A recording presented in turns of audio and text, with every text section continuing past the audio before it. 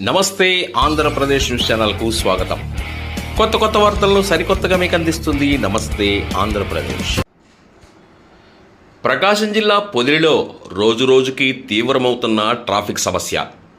పగటిపూటే విపరీతమైన రద్దీ ఉంటే అది కాస్త రాత్రిపూట ఆర్టీసీ బస్టాండ్ ప్రాంతంలో జాతీయ రహదారిపై ట్రాఫిక్ ఇంకా ఎక్కువ ఉంటుంది.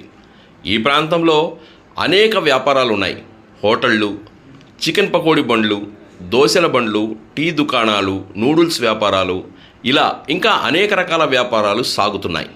దీంతో ప్రజల తాకిడి ఎక్కువగా ఉండడం, ప్రతి ఒక్కరూ బైకులపై వచ్చి అక్కడే నిలుపుదల చేయడం, ప్రైవేటు వాహనాలు కూడా డిపో దగ్గర ప్రయాణికుల కోసం వేచి ఉండడంతో ట్రాఫిక్ సమస్య తీవ్రతరమైంది.